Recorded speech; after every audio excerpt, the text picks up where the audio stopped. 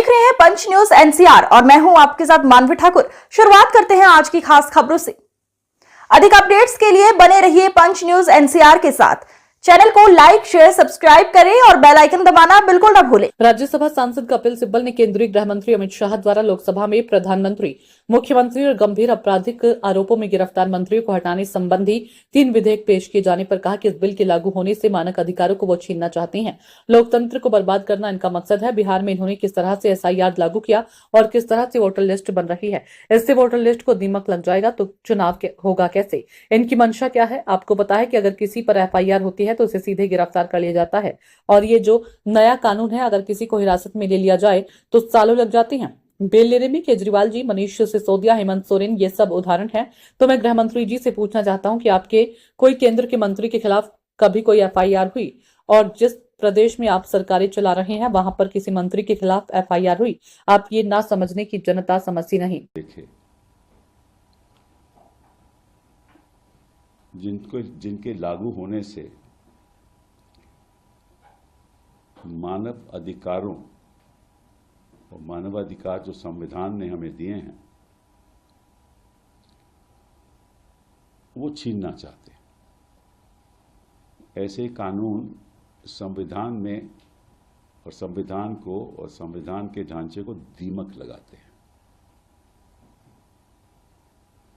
और आपको मालूम है कि दीमक का नतीजा क्या होता है? अच्छा खासा ढांचा अगर दीमक लग जाए तो बर्बाद हो जाता है। लोकतंत्र को बर्बाद करना इनका मकसद है। हम ये देखा जिस तरह से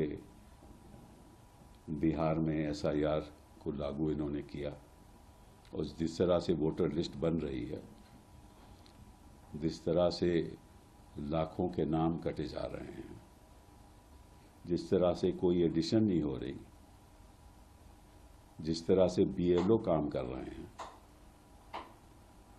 जिस तरह से इन्यूमरेशन फॉर्म भरे जा रहे हैं बिना कोई दस्तावेज के और अपलोड किए जा रहे हैं, और बीएलओ कह रहे हैं कि बीडीओ के आदेश हैं, वो भी वोटर लिस्ट में दीमक लगाना है। अगर वो ही तो ढांचा है जिसके आधार पे लोकतंत्र चलता है, वोटर लिस्ट को दीमक लग जाए तो इलेक्शन होगा कैसे?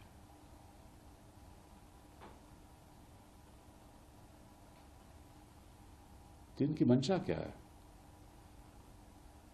आपको मालूम है कि भाई जैसे ही कोई एफआईआर होती है तो मंत्री के खिलाफ होती है तो तुरंत या तो सीबीआई उसको गिरफ्तार कर देती है, और सीबीआई अगर न भी गिरफ्तार करे तो उसी बीच ईडी पीएमएल के अंतर्गत उसको गिरफ्तार कर देती है। और अगर जो नया कानून है हमारा, उसके द्वारा अगर किसी आरोपी को हिरासत में लिया जाए तो आपको मालूम है कि कई महीने, सालों साल लग जाते हैं बेल लेने में। केजरीवाल जी उदाहरण हैं, जैन साहब उदाहरण हैं, मनीष सिसोदिया उदाहरण हैं, हेमंत सोरेन उदाहरण हैं, कई ऐसे उदाहरण मैं आपको दे सकता हूं।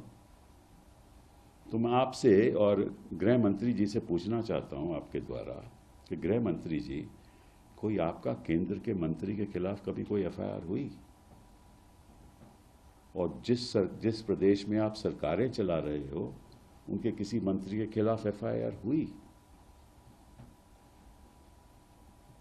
तो आपकी मन की सोच है वो तो जाहिर है। आप ये ना सोचना कि जनता समझती नहीं। कुछ लोगों को गलत फहमियां होती हैं कि वो सत्ता में रहेंगे और रहते और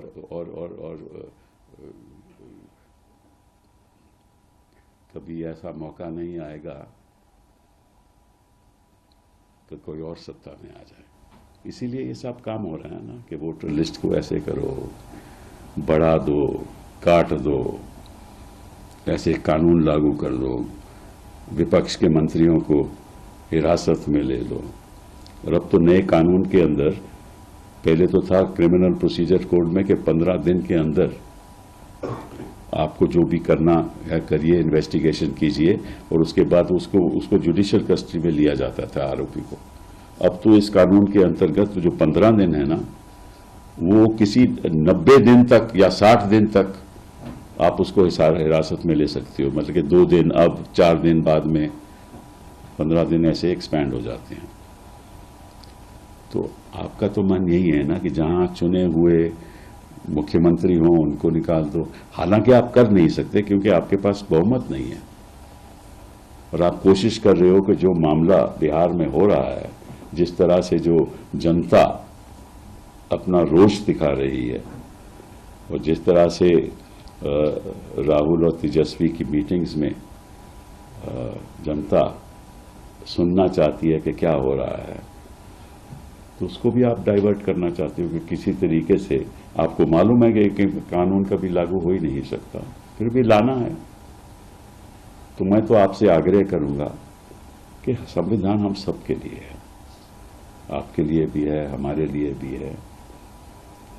अब ऐसा मत करो कि हमने सैकड़ों साल लड़ाई करके अपनी देश की जनता को संविधान दिया, उस पे ऐसे आप दिमक नहीं लगाओ।